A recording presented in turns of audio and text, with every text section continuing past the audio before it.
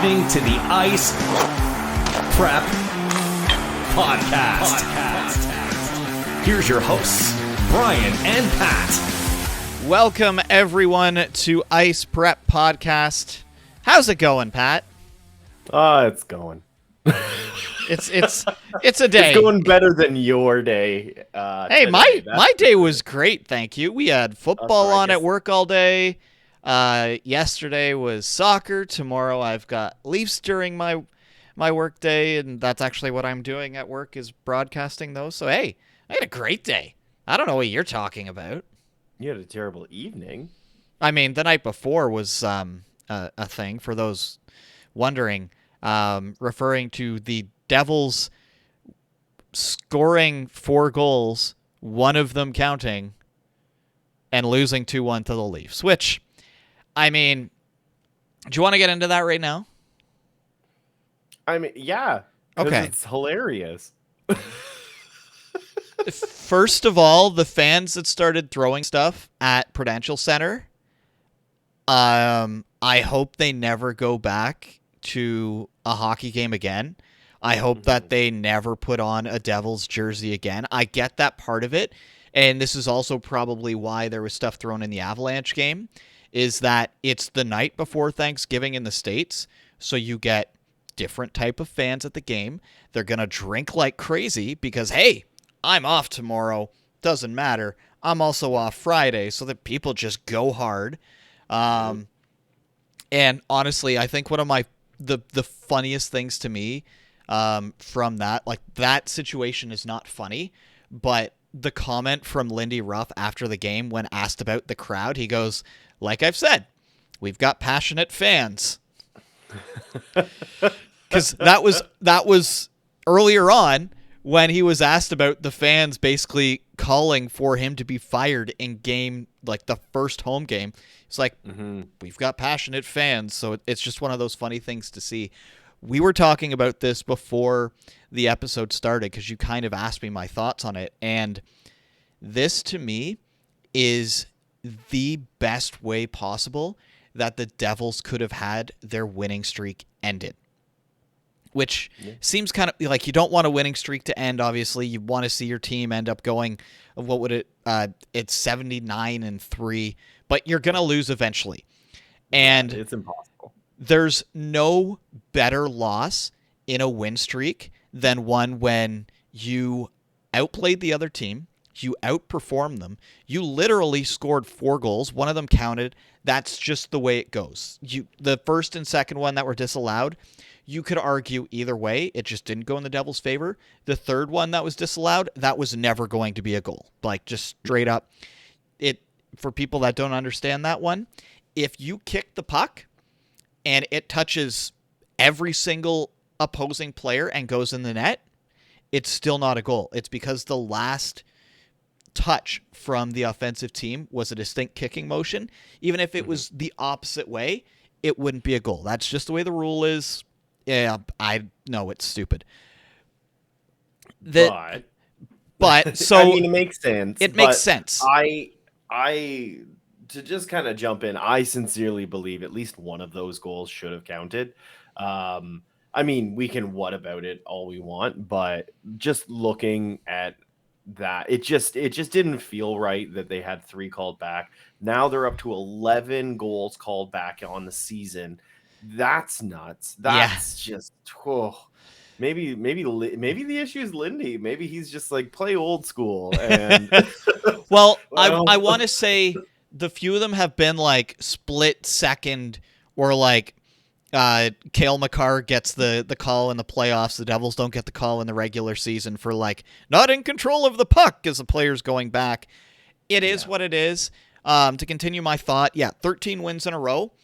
They lost a game in which they played better. They outscored. Only one of them counted.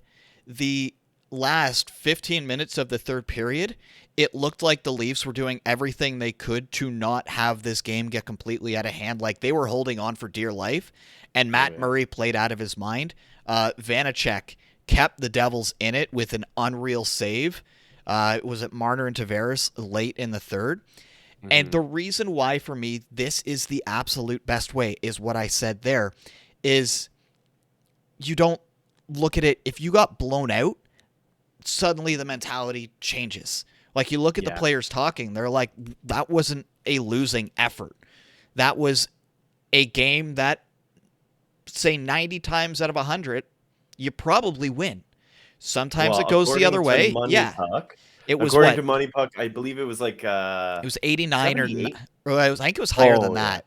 It was a little bit higher, but it's just one of those situations where it's like, yeah, I would rather lose a winning streak on something like this out of your hands, the ref in the situation room, on 50-50 calls when everybody knows who played better in that game, over the Leafs winning like 5 or 6-0 and the Devils look bad, the Devils look sloppy. This, like, if you're Buffalo Friday night, you're going to be afraid of the Devils coming in and wanting to put up like 10 goals and just running through you. And that's what we need to see from the Devils for this not to turn into a bad situation. See, and that's why, like, I'm saying, like, the next 3 games is really going to be who the Devils are for the rest of the season. So, you know, obviously they lost this one. They're going to be mad. They're going to be pretty upset about this because they're going to feel like it was taken from them. So they're going to want to try and prove a point. If they can't get through Buffalo, and like Buffalo, they've won 2 in a row. They're doing pretty good. You know, they're not terrible. They're not as bad as Buffalo years in the past. But it's still Buffalo. It's still Buffalo. So they're still lower on the totem pole than other people. But even still, if they can't get through Buffalo, then that next game after that, and that, like, there's just the next game. Those 3 games are going to be so important for what the character of that team is. And if they do not win 2 of those 3, I think we are going to see it regress rather quickly. Yeah, because it's Buffalo, Washington, and then the Rangers. Washington should be an easy win. Vanacek getting to play against his old team, and wow, is everybody being like, how could Washington get rid of that? The Rangers, like, even last year when the Devils were awful, we got Igor pulled. I think that might have been one or of only 2 times that he was pulled all year. Something about the Devils and playing Sharangovich, they just show up. Then Nashville, then Philly, so there's the revenge there. So it's not like it's the easiest next couple games for the Devils, but from what we've seen, that should be, as you said, they need to go 2 of 3 in their next 3 games. Otherwise, there could be a very quick slide. Like we saw Buffalo. They started the season, 7-3? And they were 7-11 or 7-10 before they got their next win, just because the slide happened. So we'll see. As I just want, even if the Devils lose against the Sabres on Friday, if they are the better looking team on the ice, I am fine with losses like that. It's when, because the one thing that's nice with this team this year, we are not playing down to opponents. Something that the Leafs like to do. The best teams in the league don't play down to lesser opponents. They show that they're better. The Avalanche are amazing at it. Tampa Bay, well, maybe not as much to start this year. Look at last year when they were on that home winning streak. Yeah, they were unstoppable at home. Tampa Bay, once you get to like the last third of the season, they step it up against everybody, and probably the best example of it is Boston. If they sense weakness, there's a reason why they're the number 1 team in the league. Why, without their stars, like all their stars at the start of the season. So this is a big test for the Devils the next few games. And if they go 0-3, that slide's going to be a tough one to stop. Yeah, it's going to be telling. And I think it's also interesting too that I'm actually really curious how the Leafs are going to respond, because that was not a good win for them. That was a bad game, except for by Murray. The score sheet showed 1 goal. 4 goals got past him. Yeah, So that's and still they've got this weakness now in their decor. They did pick up Connor Timmins, and yet another Sioux Greyhound is now playing with the Keith Dubas system. But and wasn't he Liljegren's line mate? It was either Liljegren or Sandin, one of I them. think it was Sandine, yeah. But I'm really curious because that was not a great game. Everyone was talking about, Murray put up this number, a 947 or whatever last night. It's just like, yeah, but he also technically let in 4. The goaltender interference wasn't really that goaltender interference-y. The play behind the net, that was a risky one to begin with in the first place. And then just bad puck control right in front of the net, and it allowed technically a goal. It was off the skate and everything, but even still, it was just sloppy.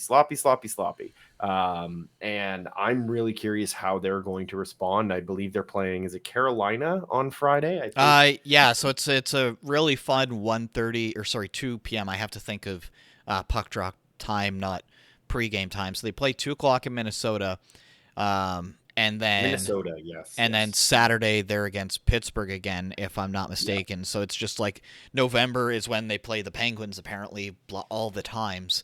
But it's going to be a true test because Minnesota, they're middle of the pack. They're not that great. They're going to play down to them. And Minnesota, they throw the body. And they lost the one person that was really throwing the body of Jordy Ben. So now they're going in relying on a decor where Victor Mete is in the top 6, which is... And guess who the newest acquisition is to the Wild that's going to, with Marcus Foligno, be a problem for that roster. Yeah, Ryan Reeves gets traded, 2 days ago or yesterday, whenever that was? Like, all of a sudden, Minnesota is a heavier team. They're not going to do much, but they're going to hurt people. So they're going back to their old ways, except without making the playoff. And for those wondering, it was for a 5th-round pick, so that is how much New York wanted to get rid of him.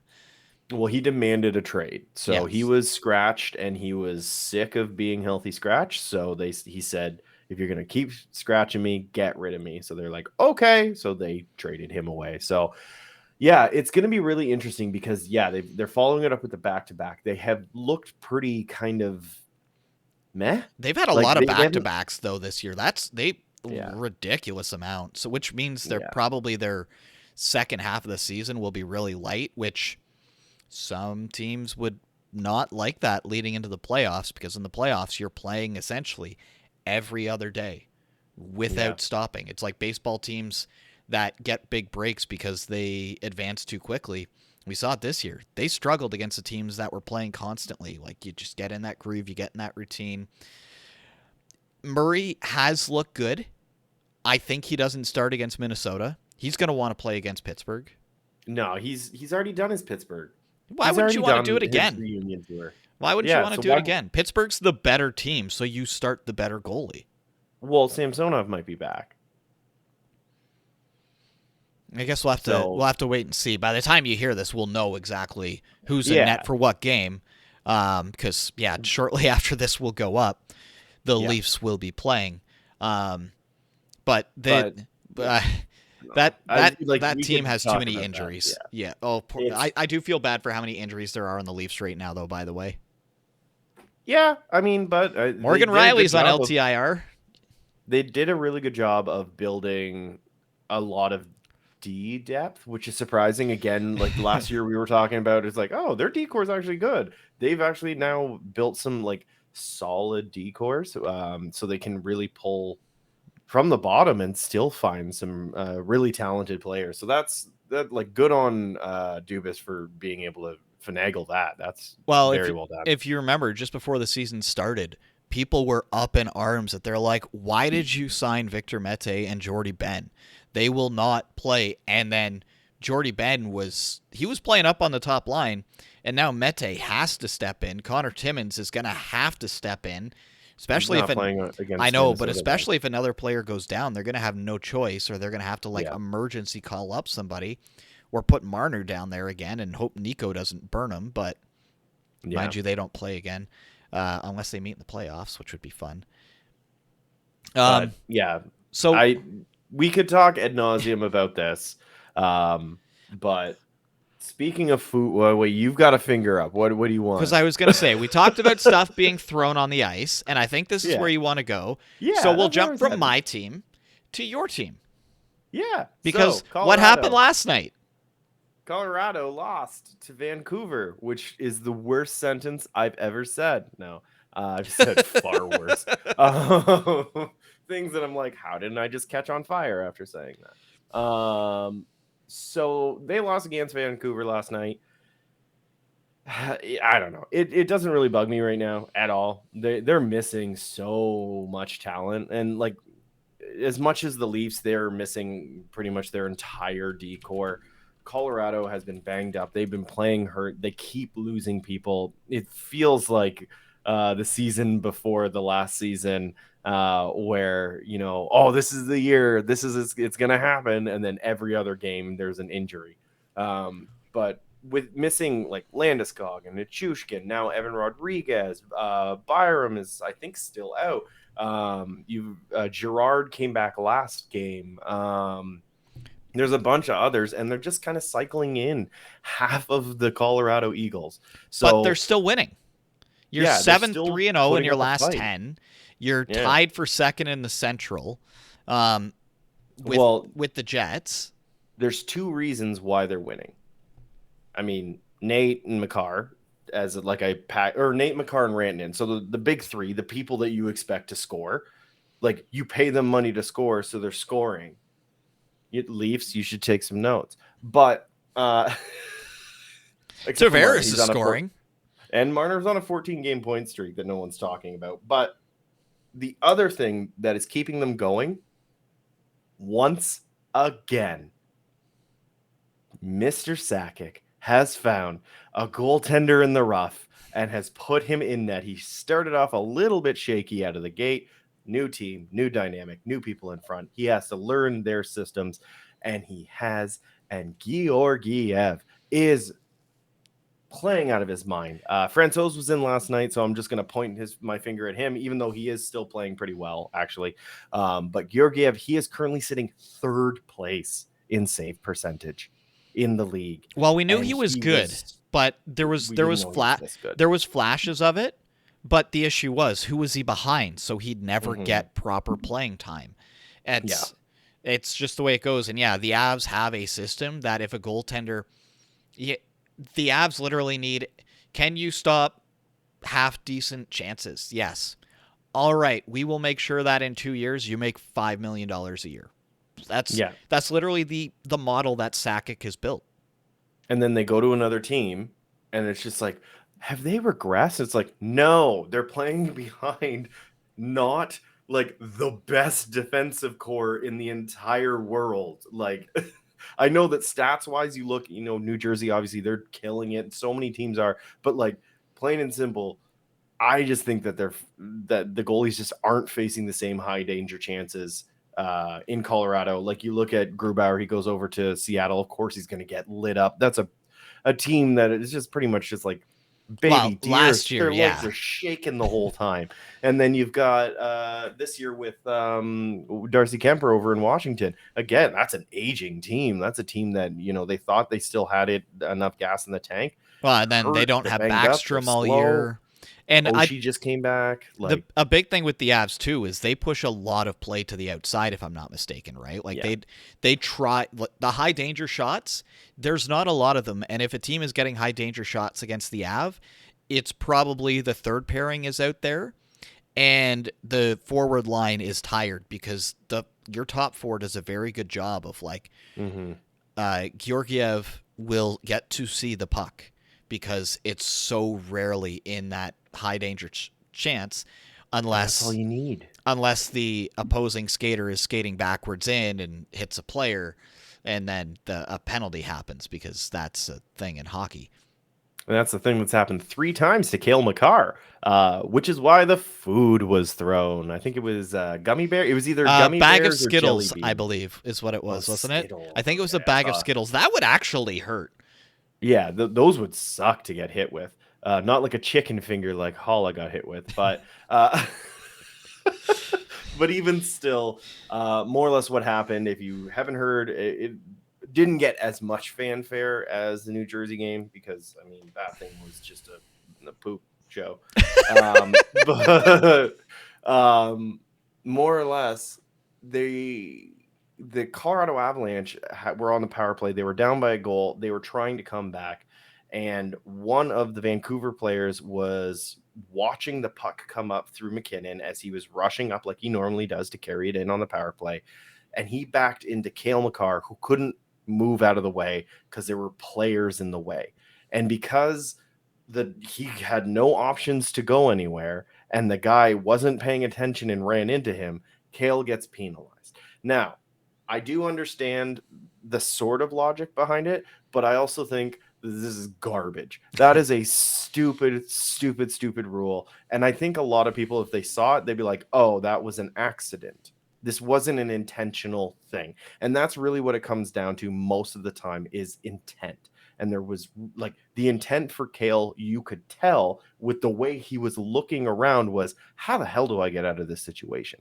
He was, because here's the thing. If he doesn't hit Makar, he hits I can't remember who the other player was there for the Avs. He was Logan O'Connor. Yeah, Bo Horvat was going to skate backwards into an Avalanche player no matter what. So it's so stupid that is called interference. I get why it is, but that is also a ref being like, here's the rule, and here's me kind of stretching the rule to be like, you know what? That was interference. And it's like, not like, yes.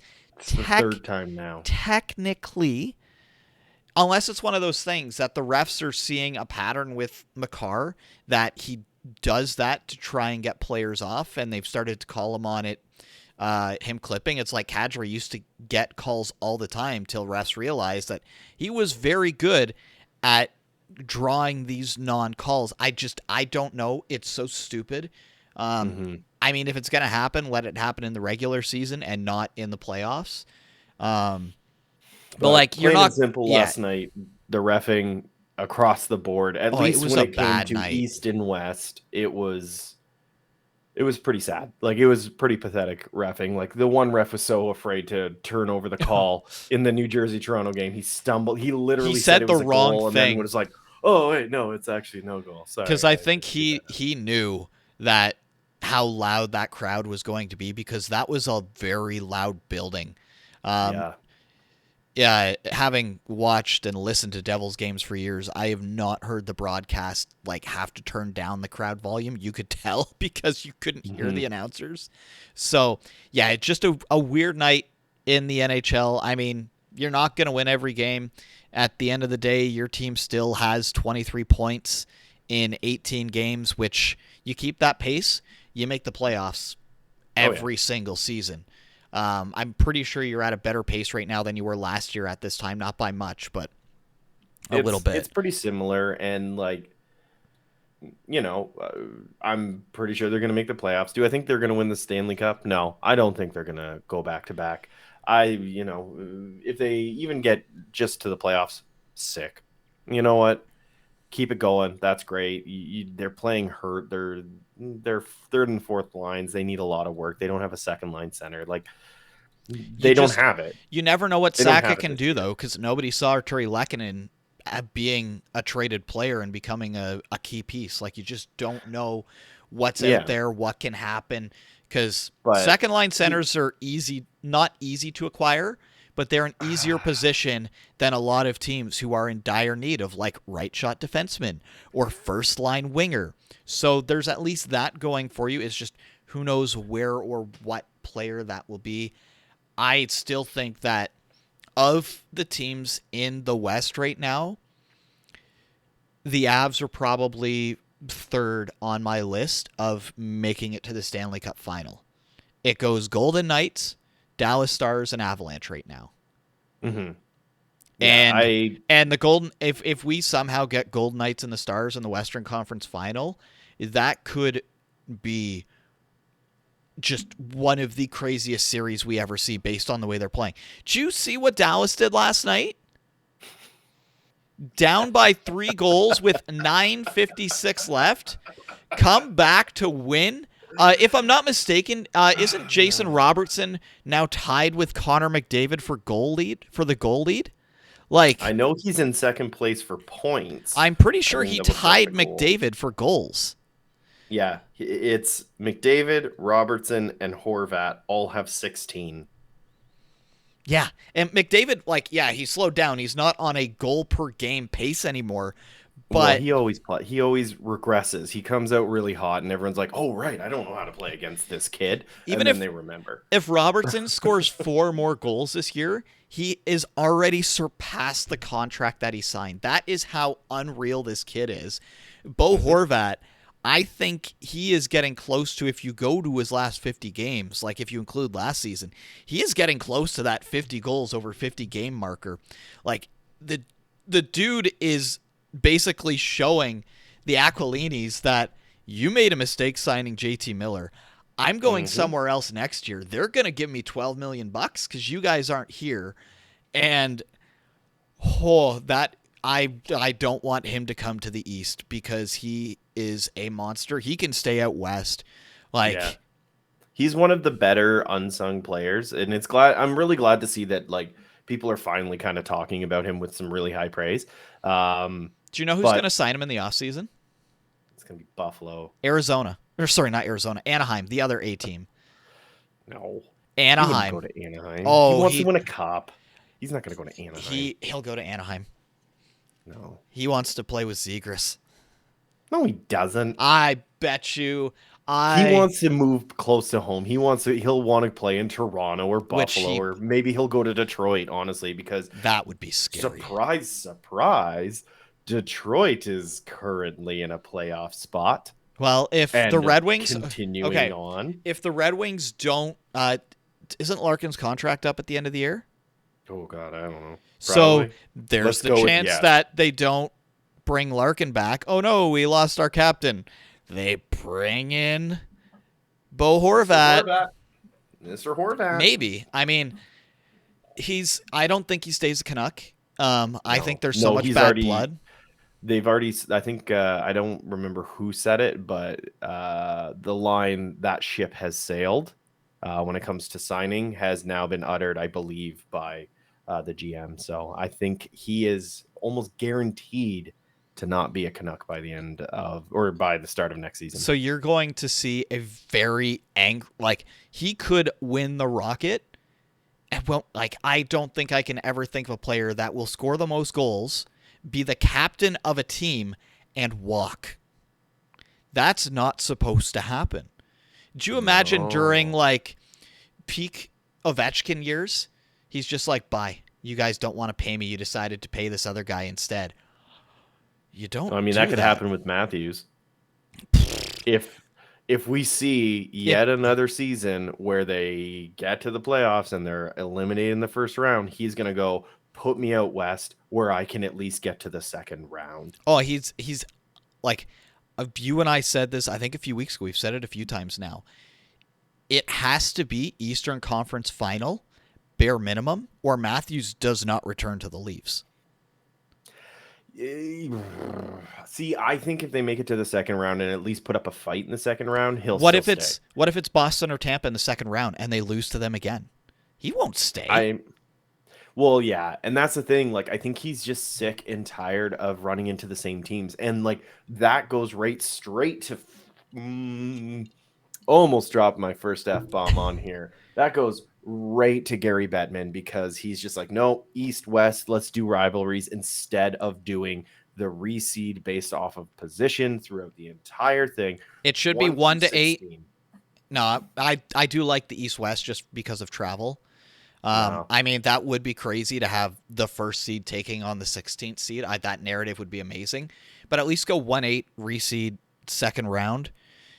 But the reason why they would never, because it's the same teams. They keep playing the same friggin' teams, and I know it creates this hatred. But at the same time, for those players, you got to be like, okay, cool. I just keep losing to this same friggin' team. Well, screw it, I'm done. The thing that bothers me is that it was 2 or 3 years in a row. It was the second and third or the second and fourth team in the league having to play each other in the first round. That's not supposed to happen. Like, that means basically if you're in the Atlantic, you either win the Atlantic or you're facing a top 5 team. Yeah. What that like All I know is The that Leafs in Tampa had a tougher first round matchup than any other of the 7 that existed. Like, that's like that was the Stanley ridiculous. Cup final in the first round. And it's been like that, unfortunately, for the Leafs, for Tampa, and for Boston the last couple of years. I mean, Tampa's overcome it because they were the better team. But I mean, I want to go back to Detroit Okay. because I don't think that they're gonna. I'd be surprised if they make it into the playoffs. I think they are going to regress, which is pretty natural. But at the same time, at the start of the season, before like we really super got to see what was going on with the teams and everything like that, we talked about how there was going to be a new challenger coming into the playoffs from at least the Eastern Conference. we thought Ottawa. We thought it was going to be Ottawa, or even potentially like a Buffalo. I was flirting with the idea of Columbus even as sort of like an outlier. I never thought that Detroit did this much. And once again, we should have realized with Yzerman at the wheel, he just does things that you're like, damn it, you got us again. Because he built Tampa. He built that cup.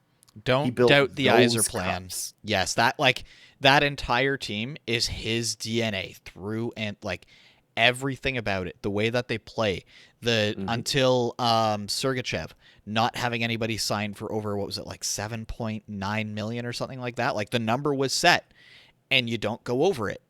I think that's why there's so much of an issue right now in Detroit and with Larkin, because he's like, pay me more, and he's like, no. Because he's Show like, me go that ahead. you need that more. He's like, That's go the ahead and thing. walk. Like, I'll get somebody else. where is Larkin? Have we talked about Larkin? Like, I don't what's even he know doing? how he's doing this year. I think he's been Let's look at his injured. points. I'm sitting there. Oh, sorry. He's got 23 points, so he's sitting 17th. Okay, so him and Marty Necas are tied, and Nick Suzuki. So you got two captains in there, but at the same time, this is a team that is growing and rebuilding. And if you are going to be the star center and you want to be paid as the star center, you have to prove that you're the star center. And I know that he is currently matching the Nick Suzuki contract. That's fine because everyone said that was an overpayment at the beginning. And then, well, look at that. He's actually doing really well. Good for him. Glad to see it. Kid's really amazing. He's also from London, so that makes it kind of fun. But for Larkin, 30-goal seasons, one season over 70 points. He's had 2 in 60. Obviously, there's 2 wonky years in there because of COVID. But what he is asking for, which I believe is probably a very high number, should not go to a player that has broken 70 points once. He should be looking at 7 to 9 because obviously there's inflation and everything. That's the range that he should be having conversations in, and I have a feeling he's looking closer to 10. And I don't think he's worth it. And he's not proving it. He's proving that he's a really good player, but he is not at pay me double-digit millions. He's not. Honestly, if he signs for 7.5 to 8, that is a fair deal for both sides. If it's the 8, that's basically like, you're our captain. Here is the extra $6 million over the life of the contract, or whatever it'll be, or the like $5 million over the life of the contract. I'm terrible with math. But I agree. I think he's looking up towards that 9, 9.5, 10. And yeah, he's fast, he's good, but he hasn't had the best cast to work with, and he has put up those points, but you can't be demanding everything when, like, Yzerman's not going to do that. There are other players out on the market that you could spend 7.5, 8 million on that do your job or do it better. Well, look at Pedersen right now, or Tage Thompson, because everyone wants to talk about Tage Thompson because he's killing it. What a steal of a deal for year one. Yeah. Pedersen and Tage Thompson. So Pedersen's at 24 points, Tage Thompson's at 26 points. I believe they're making pretty much the same amount of money at about $8 million in that wheelhouse. So tell me why Larkin deserves more. I don't see it, because the argument of he hasn't had the talent pool to play with. Well, he does now. And he's trailing behind the people who also are struggling with a team of kind of duds. There's some good people, like some pretty good people on that team. Don't get me wrong. You've got Jeff Skinner's finally coming back. Alex Tuck, he's obviously a fantastic player. Darlene, he's amazing. He's finally showing why he was so highly touted. And then on the other side, you've got Horvat with Pedersen, obviously. But Besser, he's finally putting up some points. He's starting to heat up a little bit. They're putting points on the board. They just don't have any defense to support them in any way, shape, or form. So you can't make the argument that there's no, that, like, I feel like it's a similar situation. Yeah, so Larkin right now is 6.1 million AAV. He does, like, the way he's played, yeah, give him an extra $1.5 million, $2 million. He doesn't deserve $4 million on top of that. He is not of the same caliber of player as, let's look at who's up there at the top, because there are currently 14 players. We'll call it 12, because 2 of them are goalies that make over $10 million a year. Is he as good as Jack Eichel? No. Barkov? No. Kopitar? No. Kane and Taves, that their contracts are basically up. Marner, but when Tavares, Matthews, that Panarin, went in, yeah, like, he is not of the level of any of those. And then obviously you've got the overpaid Gaudreau and Werenski, so you don't count them. But like Mark Stone, Braden Point, Matthew Tkachuk, Kucherov, Mikko Rantanen, like, the list goes on. And I'm saying players that are $9 million and above. He is not in that level. Like, if you look at 8, Ryan Johansson, he's overpaid. You know, do you know what is the perfect contract for him? What Thomas Hertl makes, 8.1375.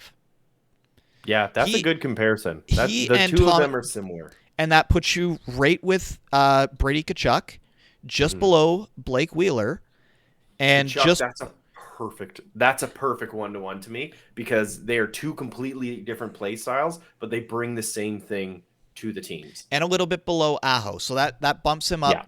Obviously, going to Aho bumps you closer to the 8.5. But people that are thinking he's not as good as Aho. He is between we'll go 8 and 8.25, because that is Ryan Johansson to Blake Wheeler. He is in that wheelhouse. He is like those players to me. And funny enough, I know where he's going to go. What does Kaprizov make right now? $9 million. That to me is the Bo Horvat contract. Yeah. Larkin's going to go to Columbus, because they're going to be the ones that are going to be willing to overpay for him. I don't think they can. I don't think they have the money. Well, they can ship out Goodbranson, and they'll get a lot who's of cap space Who's there. gonna take Goodbranson on?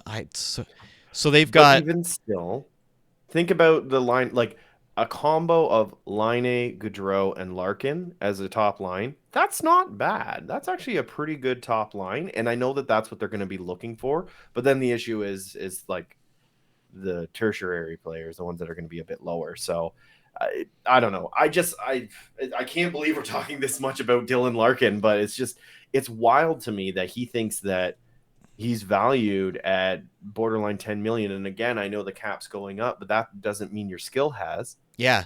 Like, I looking at Thomas Hertl, that to me is like, that is a perfect, and I wouldn't be surprised if that's the contract that Detroit is looking at, being like, if you make Thomas Hertl money, you are getting a bit more money than you probably should, but you're our captain, so we will give you that little bit extra.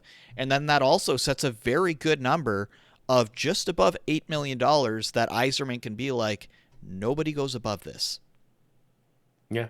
That's the way that he brought in and kept all those players in Tampa Like, Mhm. he's going to do it again because you know that in what?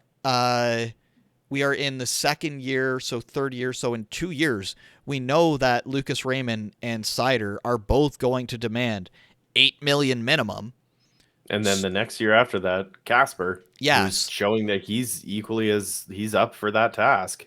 So it's one of those things like if he can set that number with the captain and you just hope that it is the Boston model of Bergeron gets signed for this and every player knows, yeah, I could make more. They've come out and said that the Boston players, that Bergeron even said he took a discount, Marchand took a discount. These players did because they knew. Like, if you want to win cups, that's what you have to do. Well, so and my question then is, so you're bringing up Bergeron, but like he controls that room. Everyone can feel he is the captain. Oh, Like he is absolutely the one that runs that ship, and everyone fully respects him. And when he says, I'm going to take a discount for the team so we can win a cup, others follow suit. Do you honestly believe that Dylan Larkin has full control of that room? And if he said, I'm going to take a discount because I want to win a cup, who's with me? Do you really believe that Tyler Bertuzzi's going to like whistle out the words through his gapped teeth? I am on board, Both. No, Here's the he's thing. not going to. The person who runs everything in Detroit is Yzerman. Yeah. And everybody, like, that is the most obvious thing out there, which means that it's basically ran that team. It doesn't People matter. trusted Stamkos. Do you remember when that contract dispute was happening and everybody thought that he was going to become the most paid player and he was going to Toronto? Like, Toronto media was just going ballistic, being like, he's coming home, we're going to get him. And then they overpaid like by $2 million to bring in Tavares because they missed out on Stamkos. And he comes in at probably at that time 2 or 3 million under what he was expected to. That's Yzerman. He's going to do it again. If Larkin doesn't want what is being offered within a couple $100,000, he's going to let him go. Yeah. Bo Horvat would probably take a hometown discount to play for Detroit. Yeah, because he's not far from the border. Like, he's at least, he's in the 2-hour range because he's near London. So it'll be nice for him. Playing in Detroit puts him closer to his family than playing in Toronto would. Bo Horvat is making 5.5 million AAV right now. If he goes up to 8.5, that's still not enough for Bo Horvat, but that is he could be looking at that going, that is okay. I will accept that. Mm-hmm. Because you know that won't be the only move. You look at the people that Yzerman brought in this year, and we talked about it. Ville Husso, he is in the conversation for Vezina.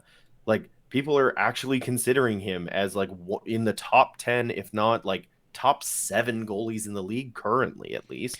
Then you've also got we already talked about Sider and Raymond. But here's the other scary thing with Detroit that Yzerman does. They have every single one of their picks in every round for the next 3 years. They have St. Louis's second for this coming year. They have Dallas's fourth for 2024. And I mean, they're still winning games right now with a lot of players injured that are good players. And they've got a lot of contracts that are UFA next year or RFA soon. So he's going to be able to clean house and bring in a full new cast of people that want, like, the other thing too that like we don't talk about is that everyone knows that he built the back-to-back Stanley Cup champion team. People know that. They know it wasn't the guy that came in because obviously not enough moves were made for that to be the case. So, hey, do you want to go and play in Vancouver for a team that is run like dog crap, or do you want to come and play for Steve friggin' Yzerman in the city that made him famous, that he absolutely wants to win a cup, not only as a player, but as a GM, because he just saw his friggin' rival do that just this past year in Joe Sakic. So absolutely people are going to be like, he's got a fire. Let's do this. And the Red Wings are going to be scary for years to come. And I don't think anyone's it's like the Kings. The Kings are so good. They are. They're such a talented team. They keep getting better, and people are like, "What? Oh, they're good. When did that happen?" You'll like this reference. It's literally The Office with Dwight, and I can't remember her name now. It's going to escape me. It's just the "Whoa, where'd you come from?" type thing. Oh yeah, That's Angela. Angela. Yeah, That you is. don't watch The Office. That's like. I haven't watched it forever, but you knew exactly what I meant. But that is Oh yeah. we know the Red Wings are there. We know they're there. And it is going to be scary. Like, I haven't actually looked at their cap friendly for a while to look at how many players are unsigned. And I was right that Larkin is in his last year. But, like, players like Oscar Sundqvist, Dominic Kubalik, they've got him for an extra year. Oh, and Kubalik's killing it this year, too, actually. He's really showing that he's very talented. Bertuzzi's final year of his contract, he's making 4.75. He'll either the type that'll last for 9. He'll either make the same amount or he'll be gone because, like, this team is a lot of players where you're like, okay, you can see the potential there. You bring in somebody like Ben Sherratt, you bring in somebody like Andrew Kopp that are literally they know they're transitionary players. Same with Perron to get you to that next spot. Like, the fact Detroit scares me the more I look at. Perron has a cup. Like, they have the experience. They have the talent. And it's just like, oh, okay. I forgot this team is really good. And that's the thing that is very funny because Yzerman is the quietest man on the planet, apparently, because no one's talking about it until, I think, just out of nowhere, somebody probably picked up their phone and they were like, they're in third? What? What's happening? Because they started off hot and then they had that really bad game against New Jersey and they just kind of fell out of the spotlight from that. And since, like, they've been scared. I can't believe we're talking about the Red Wings this long. But it's because we forgot about them, and it's the same thing that happened last year with the Kings. We were like, wait a minute, the Kings made the playoffs, but all year we were made it through. And that was one of those things. All year we were like, the Kings are kind of scary. And nobody's talking about it as they were just like hovering that line. But the only thing that is going against the Red Wings, honestly, is in the standings right now. The Lightning are behind them, and the Panthers are behind them. Ahead of them are the Leafs and Bruins. Like, the good thing, I guess you can say, is that Washington's fallen out of favor in the Metro. Pittsburgh's coming back. The Rangers are kind of coming back. It depends on if their goalie stops any pucks. But, like, the Devils and Islanders are 1 and 2 in the Metro. Like, the East is so up for grabs that there is going to be, no matter what, some teams that you're like, how did they not make the playoffs? I think that we're going to see one of those years that doesn't come around very often when because this is today where everyone is sitting. It's like 83% chance. If you are in a playoff spot right now, you make it in the playoffs. It's just, I think it's actually higher than that. It's the Elliot Friedman model. He's literally said, like, every year he tracks where teams sit the day of American Thanksgiving. It is such a high percent. Yep. Like, it is so incredibly rare for a team to miss the playoffs if they're in a playoff position at this point or within, like, a point of the playoffs. So when you look at it right now, so if we are currently let me go to the screen. Let me get this set up so we can see it here. And I am going to pull it up on my phone because this is all ad hoc because we did not expect to be talking about all of this ad nauseum. So if we are looking at least, let's look at the Eastern Conference. Right now, Atlantic is Boston, Toronto, Detroit, like we already mentioned. And then Metro is New Jersey, New York Islanders, and Carolina. So those are the 3 that are sitting in a locked-in playoff position. Do you see those 3 holding onto that? Hold on, I'm trying to get 6, this. I suppose. I'm trying to get the thing to show up, and it's not. Work faster, Brian. Come on.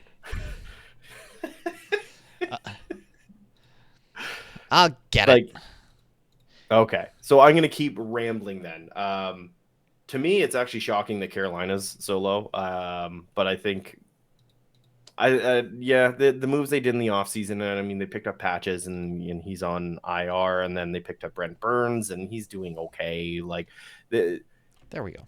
they're still very good, but I think the scariness of Carolina has really kind of shifted away from them, along with a lot of the teams in the East. The scariness is kind of disapparated a little. So Okay, what are we talking? The East, the Metro, or the Atlantic? we are talking Atlantic first. Okay, there we go. Let's go. Okay, so as you can see, I don't know. I If can't see if you're watching.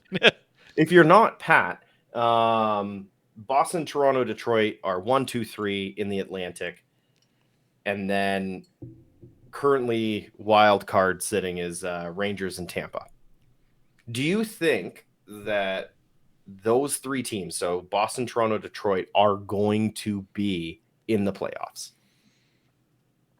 Or are we going to see the Freeman model be wrong? The only one that I think drops out, and it's funny because we just spent how long talking about the Red Wings, is the Red Wings. But I just don't know because they have so much space that Yzerman can weaponize. Like they've got picks. His big thing was always trading away some first rounders to get stuff because he's always been an amazing later round drafter. Guess what? Mm-hmm. He's done that already in Detroit. He did that with Seider. That was a pick that everybody was like, why are you picking him when you did with your first overall pick? And he could end up being like the best defenseman of that year, potentially. I don't think you can count out Tampa, which is why Detroit then to me falls one. Florida's starting to get it figured out. And yeah, Montreal's a point back of Florida, but I think they're just playing with house money right now. Everybody, even Montreal fans will be the first ones to tell you, like, we're not making the playoffs. No. So if they do, it's because all the other teams are somehow fully injured. I honestly, if Detroit makes it in, I will be happy because they're such a, like, that market is amazing. But if there's a team that's going to fall out, it has to be Detroit in my eyes. I desperately want Detroit to make it in because I am so sick and tired of Boston, Toronto, Tampa, Florida. It's the same. It's the same. And I know there's been Montreal going in and making it somehow to the Stanley Cup Finals in that weird year. Winning the Western Conference Championship. But just, I want Detroit back in there because when Detroit is good hockey, the whole league is better for it. And it just, I don't know. I want them back in. Hockey Town is something special. And this is a guy who's a Colorado Avalanche fan. So that says a lot. That rivalry is long gone, and I'm aware, even though Bertuzzi did do that cheap shot to Comfort that one time, and I wanted to slap the rest of his teeth out of his face. But even still, I think Detroit is going to keep going, and I think Tampa's going to be the fourth there. So, yeah. I mean, a Toronto-Detroit series would be fun. Yeah. A 401 series plus a bridge. We'll go to the Metro now, just looking at what time it is. I'm still of the mindset that I'm being Pat from season 1. I don't think the Devils make the playoffs. They're 16-4. I'm waiting for just the floor to fall out. It may not, but I think the teams that are sitting 2, 3, 4, and 5 will be the top 4 in whatever order with the Devils missing out. That's just my thoughts. Nope. Pittsburgh's not making it. I don't think they have it in them. I like they're playing, in my opinion, 500 hockey. That's how good they look is about 500 hockey, which is good, but it's not going to get them into a place unless New Jersey, as we said, if they hit these next 3 games and they only win 1 or if they win 0, then yeah, they're out. But I have a strong feeling if we see at least 2 wins in the next 3 games, they are in the playoffs, and they're going to put, if they're matched up with anyone from this division, they're moving on to the second round, period. Their speed, and especially now that the Rangers got rid of the heavier players, I literally think Tampa might be the only team that could give them issues just because of how heavy Vegas. Tampa plays. No, in the East. Oh, yes. Like if New Jersey somehow makes it in, that building is going to be ridiculous. But so so you don't have Pittsburgh in, you've got Jersey. Nope. Do you think the Islanders still stay as a top team? I don't want them to because I hate watching them play hockey. And there's just something about Brock Nelson that I just want to punch him. There's just, I don't know. There's something weird about his face. It's like giraffe-ish and old. He looks like a really old man, but also this really weird, I don't know. I'm being a dick. I'm aware. And nothing against the guy. He's probably super nice. And I'm just being unnecessarily mean to a human being. There's just something about his face. Anyways, I think they're going to make it in. I would actually be really surprised if Carolina kept going. I don't think they have it. Like, it's either going to be Carolina or Pittsburgh. See, I don't know if here's they have the thing it this year. with Carolina. It doesn't feel right. They still have a top goal scorer in the league not playing right now. Who? Pacioretty. Oh, he's not a still top injured. goal scorer. No, he's no. He's not a top goal scorer. He was a top goal scorer, but that's, you could say the same thing about any other 35-year-old hockey player on Erik the top Karlsson. Okay.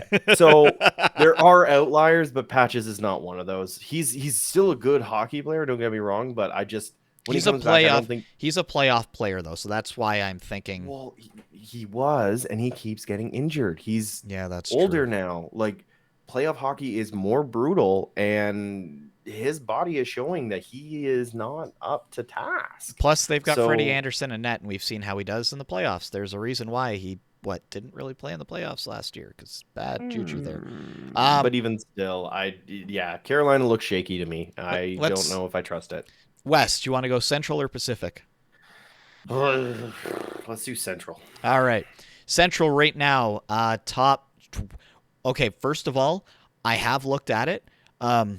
St. Louis was the bottom for quite some time. So 1, 2, 3, 4, 5. We'll go that. I guess 6 technically because 3 teams are tied. Dallas, Colorado, Winnipeg, St. Louis, Minnesota, Nashville are all tied at 20 points. What changes, if anything,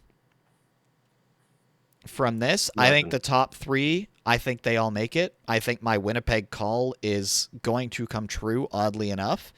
And I think St. Louis sneaks in as a wild card. No, or I think Winnipeg's going to regress. One of those, I think that those 4, the top 4 that is on the list right now, all 4 of them make it. Yeah, Minnesota, they're kind of in the same shape, in my opinion, as Montreal. They're playing higher than their weight class at the moment just because of cap restrictions and everything. They have some fantastic talent, just like Montreal with like Caulfield and Suzuki and everything, but they don't have it. Flower comes back for them against the Leafs tomorrow, but he's not enough to overcome St. Louis, Winnipeg, Colorado, or Dallas. No, Winnipeg is doing better than expected. I'll eat that, and I don't, I'll admit that they're playing all right. I just don't like them. I think doesn't like another team in the Central. What? I hate all of the teams in the Central Division except for Dallas, which I should probably hate a lot, but I just really like Nick Robertson and Jake Ottinger. And the neon jerseys. Everyone rags on them. Those are the best. Oh, those are probably my favorite jerseys in the entire league. The neon with the black. Beautiful. All right. Beautiful. Let's go to the Pacific. As everybody expected the top 3 to be Vegas, Seattle, Los Angeles, followed closely by Calgary and Edmonton. I say followed closely. The one thing in Calgary's favor is they're 3 games in hand on LA. Vancouver, they're still out of it, but they're also tied with San Jose in points, so pretty much Vancouver, San Jose, Anaheim all out. By the way, congrats to Anaheim, their first win in regulation. Hey, they did it. It only took them 20 games Hey, maybe they'll win 3 more. So with the Pacific, I think we have to go top 5 because Edmonton and Calgary sit 4th and 5th. What change, if any, do we see in the Pacific? Seattle's gonna fall off. I think they're over-indexing. LA's gonna stay, but they're gonna sit in fourth. Or no, they're gonna stay third. Seattle's gonna be fourth, and then I think I don't know. Either Edmonton or Calgary is gonna get in, but not both. I don't think both will make it in. Neither of them look great. That's the thing. They both look like the Pens, 500 hockey, and I know that there's injuries and stuff like that with both sides. Edmonton just needs a goaltender who can stop things because Skinner was looking good. Defense. Wow, they need everything. Yeah, 500 hockey, they're literally 10-10. I think it ends up being Vegas, LA, Calgary. I agree with Seattle sitting fourth. If Edmonton can somehow do something crazy at the trade deadline, or McDavid starts scoring at a 2-goal per game pace, hooray, they stand a chance. But there's very few teams aside from Detroit and New Jersey, in my eyes, that I see shifting away from being in the playoffs. I think most of the top 4 in the divisions will probably, obviously that could shift because you can have 5 teams or 3 teams. But I think for the most part, the top 4 in each of the divisions, we will see them in the playoffs. Yeah. No, I'm a fan of chaos, and I want as many things to go wrong as possible. Oh, absolutely. And I'm really, really excited for Edmonton to trade for yet another Leafs player of Alex Kerfoot at the trade deadline, because that'll solve the issue. But I think it's time for me to open up the app because I have forgotten to do so. I'll turn up my volume and it's time for some games of the week. So I really did choose the best possible game of the week. I chose the rematch of Toronto, New Jersey, and you heard us talk about that for the start of this episode. It was a game. It was. Yeah. I would love to see a best of 7 between those two teams. I don't think the Leafs would win that best of 7 very often, but playoff hockey is a whole other beast. So I think I chose a great one. You chose a pretty good one too, all things considered. Yeah, no, I had it was a Saturday night game. It was late, so not too many people probably watched it. It was Edmonton or Vegas at Edmonton. Edmonton took it in overtime. You probably saw the goal that won it, because guess who scored an amazing goal? That's right. McDavid. No, it was Connor McDavid. Sorry, we didn't practice that. We should have. No. But yeah, McDavid, I don't know if you saw it or not, but he just went left, right, backhand, top shelf, and made, I believe it was Aiden Hill in net at that point, and woof, he was looking at his glove just because it betrayed him, is what it looked like. So McDavid did the magic trick where it's like, watch, I'll make this puck disappear, and he. Yeah, but they looked good up against Vegas, and they needed that win. So that was a good win for Edmonton. I'm pretty sure they lost their next game, though.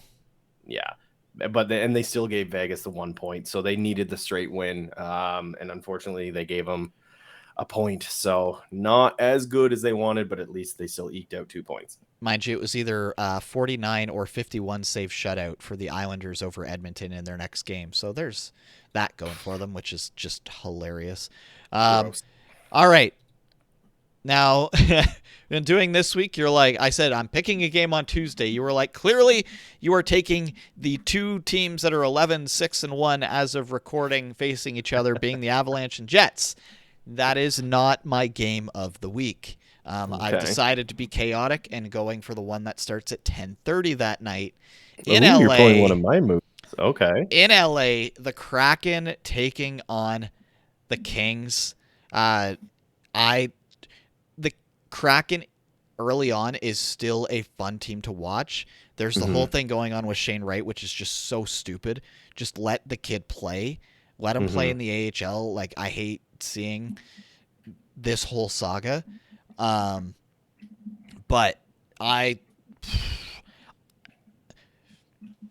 Kraken with another win, I don't know. Like, both teams, who would have thought that LA would have a top scorer in the league and it wasn't Kopitar? Like, that to me is the craziest thing.